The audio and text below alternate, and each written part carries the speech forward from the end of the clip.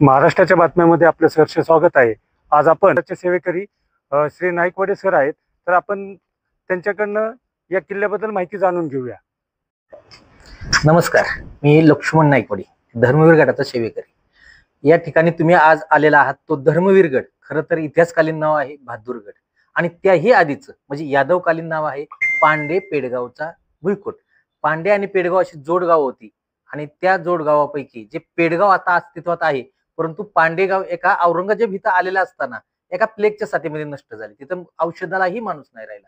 मग तिथलचे देव तरी का ठेवायचे म्हणून पेडगाववाल्यांनी हा मारुती त्या जे पांडेगाव होतं तिथला बैलगाडीमध्ये घालून आणलेला आहे। ह्याची उंची पाहिली तर साधारण 6-6.5 फुटाची उंची आणि हजारो किलो वजन असलेला, टनाच्या आसपास वजन असलेला असा हा मारुती, चपेटदान मारुती किंवा चेटकिनीचा वध करत असताना तिच्या माथ्यावरती त्यांनी पाय दिलेला अशा अवस्थेतला हा मारुती धर्मवीर गडातल्या आपण उत्तरेच्या वेशीमधला पाहतो।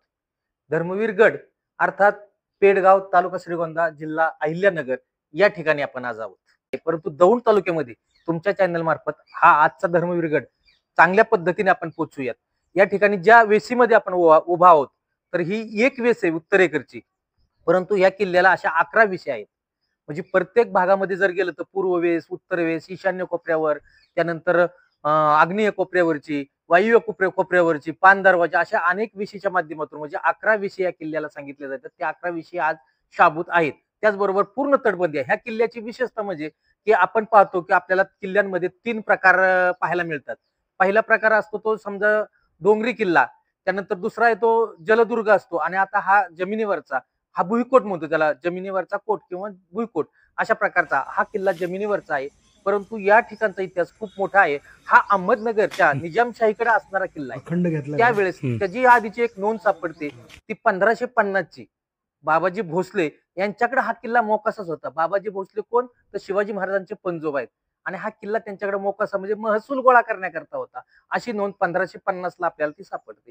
ह्या किल्ल्याचं जर वैशिष्ट्य पाहिलं तर हा असताना यादवकालीन किल्ला आहे। यादवांच्या काळात ह्या किल्ल्याचं नाव होतं फक्त पांडे पेडगावचा भुईकोट। ह्याची स्थित्यंतर झालेली आणि ह्या ठिकाणी औरंगजेबाच्या वाटणीला अहमदनगरच्या ज्यावेळेस 2 वाटण्या झालेल्या आहेत। एक निजामशाहीने वाटून घेतली आणि दुसरी निजामशाहीच्या 2 वाटण्या झाल्या। एक घेतली मुघल बादशाह औरंगजेबाच्या शहाजहान बादशाहने आणि दुसरी घेतली ती विजापूरच्या आदिलशहानं। त्यावेळेस अहिल्यानगरच्या 2 वाटण्या झाल्यानंतर त्या वाटणीमध्ये हा किल्ला गेलेला आहे मुघल बादशाह औरंगजेब किंवा त्याचे वडील शहाजहान बादशाहकडे। आणि मग शहाजहान बादशाहच्या नंतर ज्यावेळेस औरंगजेब इथे येतो त्याचा दूधभाऊ इथं आलेला आहे। त्याचं नाव आहे बहादूर खान कोकलताश। बहादूर खान कोकलताश हा खरं तर औरंगजेबाचा दूधभाऊ आहे। तो दूधभाऊ कसा आहे, ज्या दिवशी हा औरंगजेबाचा शहाजहान आणि मुमताजच्या पोटी जन्म झालाय त्याच दिवशी एका बाईच्या पोटी ह्या बहादूर खानाचा जन्म झाला। पण शहाजहान बादशाहनं मुमताजचं सौंदर्य अबाधित राहावं म्हणून दूध पाजण्याकरता एक दाई नेमली आणि ती बहादूर खानाची आई होती आणि म्हणून ह्याचं रक्ताचं नातं म्हणून ह्याला दूधभाऊ म्हटलं जातं अशा प्रकारचा। तर ह्या किल्ल्यावर आल्यानंतर त्यांनी बरीच स्थित्यंतर केलेली आणि त्याच्या माध्यमातूनच ह्या किल्ल्याचं नाव त्यांनी स्वतःच्या नावावरून बहादूरगड असं दिलेलं आहे।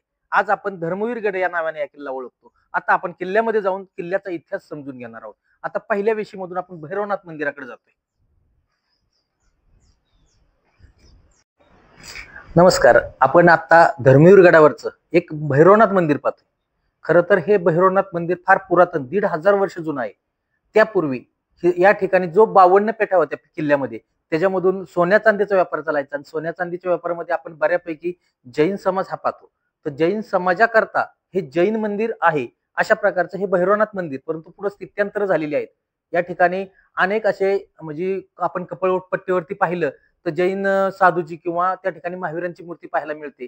अनेक बारकावे पाहिले तर आतमध्ये एक 9 इंचामध्ये साधारण एक मोठी काय निघालेली की आपण त्याला मिरवणूक म्हणूया आणि त्या मिरवणुकीच्या माध्यमातून एका जैन साधूची मिरवणूक आहे। त्याच्यामध्ये स्वतः हनुमंत सहभागी झाले आहेत, साधू संत सहभागी झालेले आहेत, त्याचबरोबर वाद्यकाम करणारे, नृत्य करणारे आणि गणपती देखील त्यामध्ये सहभागी झालेले अशा प्रकारच्या आतमध्ये मंदिरामध्ये पाहायला मिळले।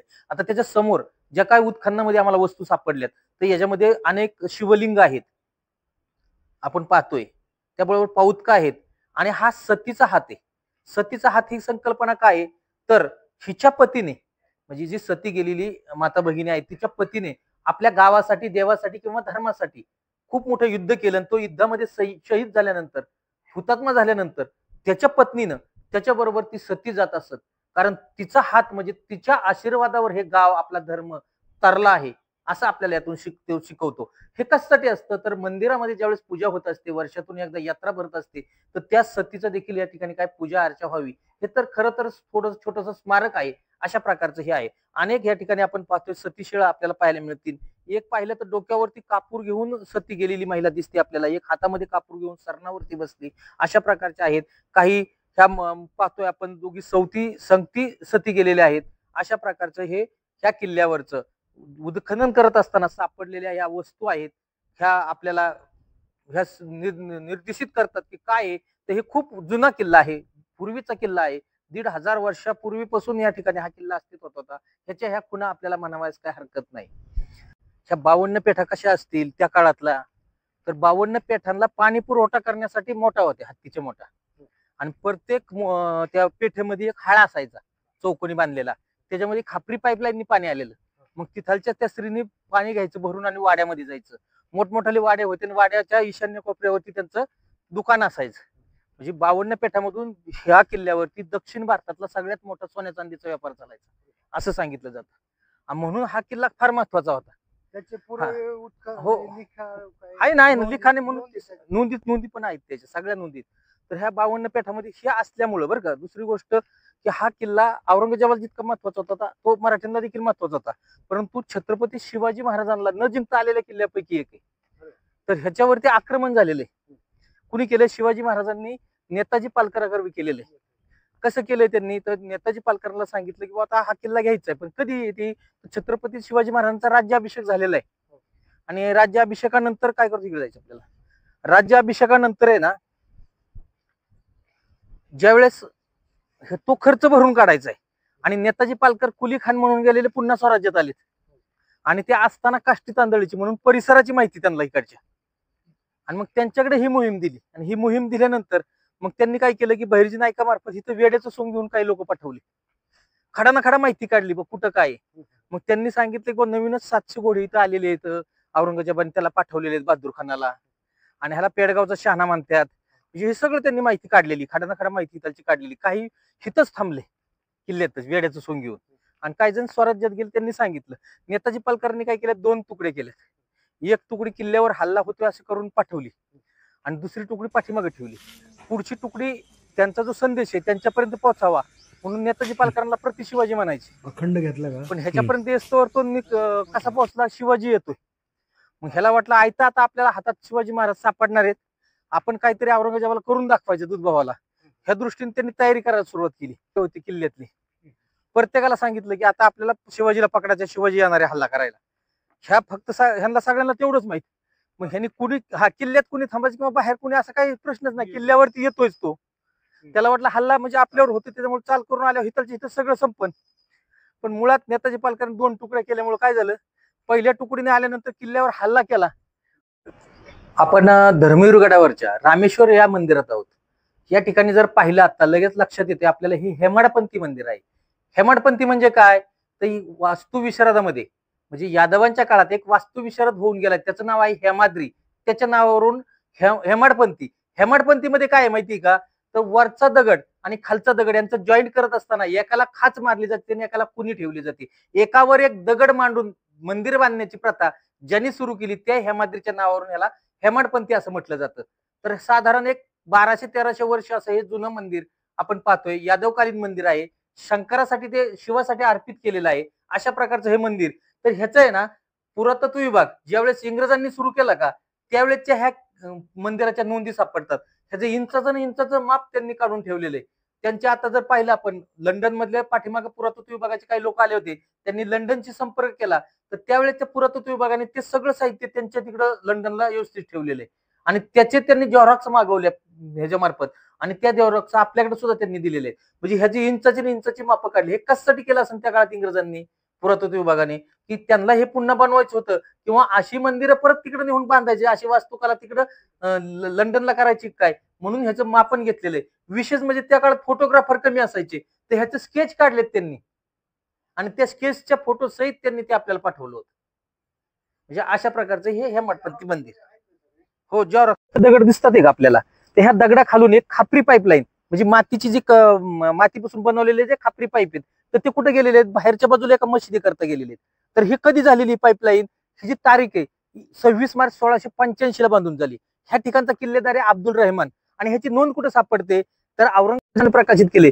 त्याचे लेखक आहेत गणेश हरी खरे. या लेखकाने ते लिहून ठेवलेले की त्याचा उर्दूतला भाषांतर करत असताना मराठीमध्ये की ह्या पाईपलाईनसाठी खर्च किती आलाय, तर 1194 रुपये खर्च आलेला आहे. साधारण 1 किलोमीटर दीड एअरवाले जी खापरी पाईपलाईन गेलेली त्याच्यामधून हवा निघावी आणि पाणी पुढे सरकण्याकरता मदत होते, म्हणून हा एअरवाल ह्या किल्ल्यावरती पाहतोय आपण. हत्तीमोठ म्हणजे हत्ती जुंपलेले असायचे त्या मोठेला, अशा प्रकारचे हत्तीमोठ आपण पुढे पाहणार आहोत. त्याचा हा एअरवाल पाहतोय आपण. बघा, नमस्कार. आता धर्मवीर गडावरचं आपण आतापैकी भैरवनाथ मंदिर पाहिलं, त्यानंतर रामेश्वर पाहिलं, आता मल्लिकार्जुन मंदिराकडे आलेलं आहे. हे मंदिर पाहत असतानाच बाहेरच्या बाजूने जर पाहिलं तर खूप मोठा विस्तार झालेला पाहतोय आणि खूप असा मोठमोठाला दगड ह्याच्याकरता वापरलाय. विशेष म्हणजे हा दगड ह्या परिसरातला नाही, ह्या परिसरामध्ये कुठंच दगडी खाण नाही कुठंच दगडाची. परंतु हा दगड आला कुठून, तर हा दगड आणत असताना भीमा नदीचा पुरेपूर वापर केलेला आहे. भीमा नदीच्या जंगलामध्ये जे लाकडं आहेत, मोठमोठाले ओंडके आहेत, ते ओंडक्यांचा एक तराफा केला जायचा आणि तिथलच्याच खाणीमधला मोठमोठाला दगड घडून आणायचे. साधारण आतमध्ये गेलं तर आपल्याला आता तो दगड पाहणार आहोत. 2 बाय 12 फूट, काही 4 बाय 12 फूट असे मोठमोठाले दगड. आणि मग ते दगडची वाहतूक करत म्हणजे त्या तराफ्यावरती 2 दगड मांडायचे, नदीतून वाहतूक करत तो कडेला उतरवायचा आणि हत्ती मार्फत ओढत किंवा ओंडक्यांच्या वरती हा पुढं पुढं सरकवत तिथपर्यंत आणायचा. एक थर झाला की माती लावायची, मातीचा रॅम्प करायचा, पुन्हा दुसरा दगड. अशा पद्धतीने हे मंदिर तयार केलं गेलं. म्हणजे ह्या परिसरातला दगड सुद्धा नाही, परंतु इतकं मोठं हे मंदिर या ठिकाणी आपल्याला पाहायला मिळते. खरं तर ह्या मंदिराचा कालावधी साधारण 1300-1400 वर्ष जुना असा सांगितला जातो. अशा प्रकारचं आपण आता आतमध्ये जाऊन मल्लिकार्जुन मंदिर पाहणार आहोत. चला जाऊया आतमध्ये आता.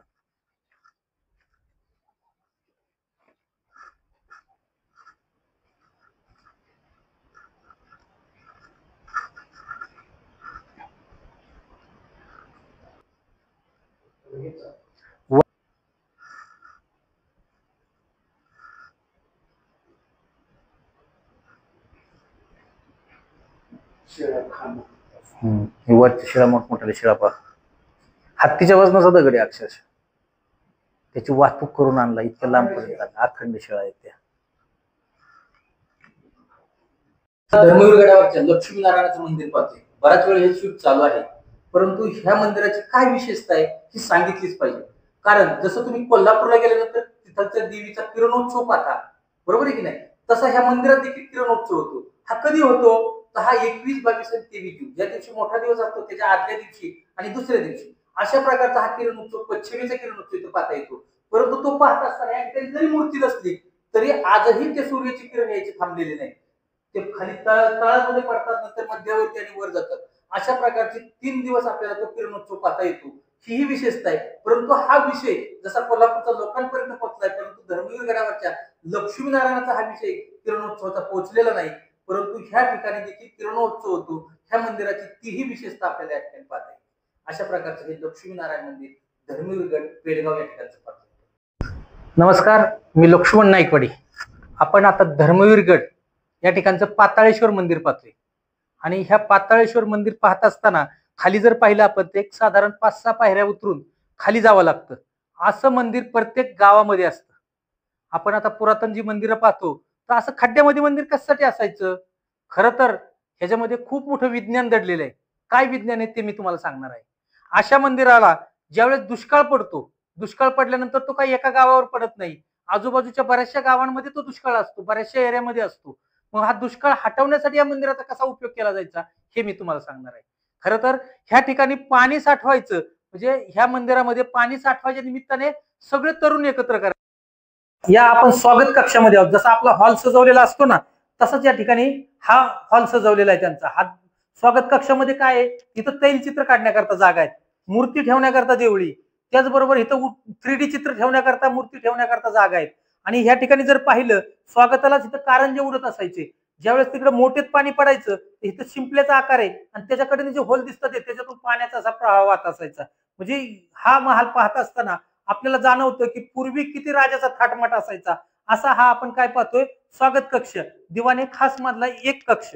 आता आपण जातोय दिवाणे खास मधले देवघर पाहायचे आपल्याला.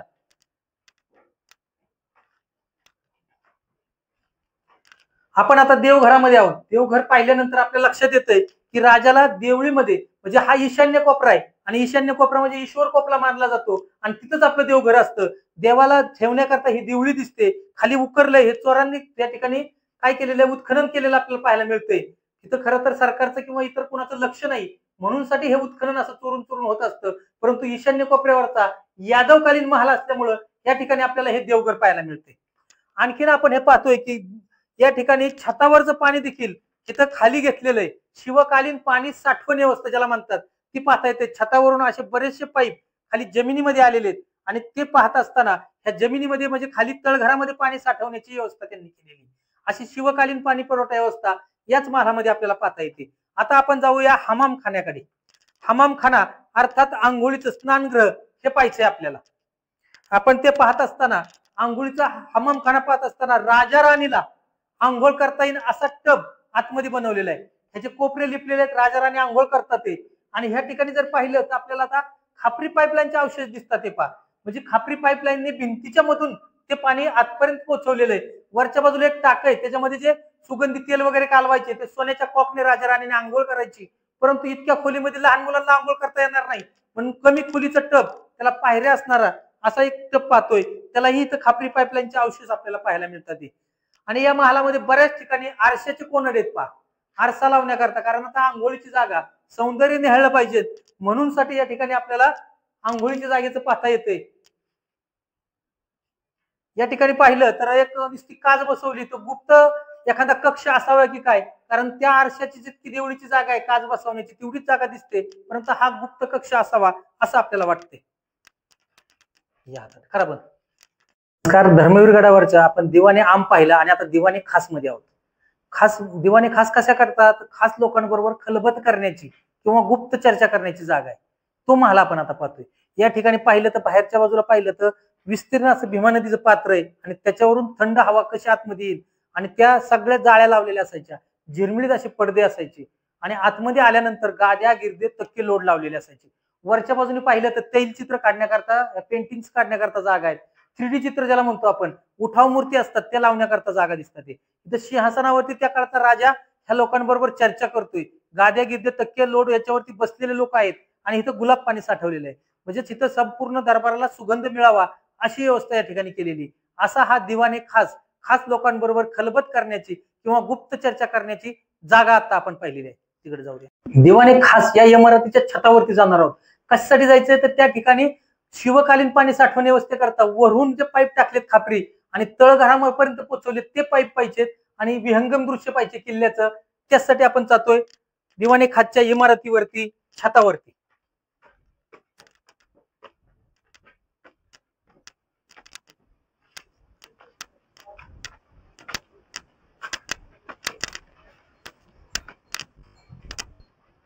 छतावरती आपण आहोत. खरं तर पाहिलं तर बाजूलाच भीमा नदीचं विस्तीर्ण असं पात्र दिसतंय आणि याच ठिकाणी म्हणजे जे उजनीचं बॅकवॉटर म्हणतो आपण किंवा उजनीचं साठवलेलं पाणी फार दौंड पर्यंत जाऊन पोहोचतं. ते ह्या पेडगावला भरपूर असतं असं आपल्याला या ठिकाणी पाहता येते. स्थिर पाणी दिसते आता आपल्याला.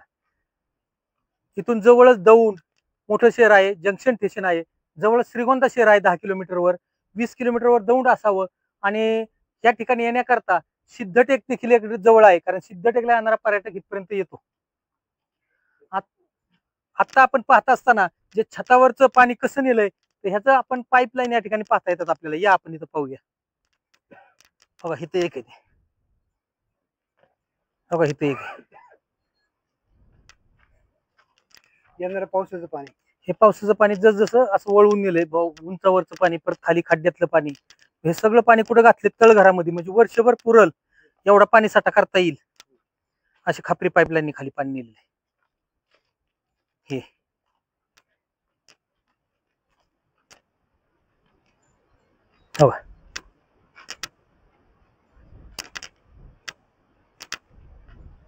भरपूर असे आपल्याला खापरी पाईपलाईनचे होल पाहायला मिळतात. आता किल्ल्याचं विहंगम दृश्य जर पाहिलं तर आपल्या लक्षात येईल की किल्ला किती मोठा आहे आणि किल्ल्याची तटबंदी. खरं तर ह्याचं पूर्व पश्चिम लांबी 2 किलोमीटर आहे बरं का देसाई साहेब. आणि उत्तर दक्षिण 1-1.5 किलोमीटर अशी येते. आता आपण भैरवनाथ मंदिरातून ज्या ठिकाणून प्रवेश केलाय, आपल्याला इथून मंदिर पाहिलं तरी लगेच लक्षात येईल की साधारण 1 किलोमीटरच्या अंतरावर भैरवनाथ मंदिराचा कळस दिसतो पहा. झाडांना नाही दिसत झाड, झाडाच्या आड येते नेमका. हा राजदरबार आपल्याला पाहता येतो समोरच. औरंगजेबाचा सिंहासनाचा वट्टा आहे हा साधारण 44x44चा. आणि त्याच्याकडे मोठमोठ्या ओवऱ्या होत्या. ही झाडं दिसतात, 155 फूट रुंदी आहे आणि 180 फूट लांबीचा हा राजदरबाराची जागा आहे. म्हणजे संभाजीराजांना इथं हजर केलं होतं ते हे ठिकाण आहे. आणि औरंगजेब शहेनशाह स्वतः इथं आलेला आहे. अशा ठिकाणी आपण आता थांबलेलो आहोत आणि ते विहंगम दृश्य टिपतोय. आणखीन जर पुढे जाऊन सांगायचं तर यादव काळात 1500 वर्षापूर्वी शौचालयात लोक जात होते. असंही एक ठिकाण त्या गौतममध्ये ते दडलेले आहे. पण 7 शौचालयाच्या जागा आहेत तिथं. म्हणजे रायगडावर आपण 400-350 वर्षापूर्वीच्या शौचालयाच्या जागा पाहतो, इथं 1500 वर्षापूर्वीचे म्हणजे चुन्याचे 45 अंशाचे कोन केलेले शेजारी शेजारी असणारे असे जवळजवळ 7 ठिकाणं आहेत म्हणजे एकत्र. आणि तिथं शौच खूप खालच्या बाजूला, म्हणजे शौचालय सुद्धा आमचे लोक त्या काळात 1500 वर्षापूर्वी शौचालयात जात होते. म्हणजे इंग्रज आले ना आपल्याला त्यांनी सगळं शिकवलं असं आपण अजिबात मान्य करायचं नाही. कारण महाराजांच्या काळात आहेत, त्यानंतर त्याच्या आधीही यादव काळात आहेत, हे आपण या ठिकाणी पाहतो.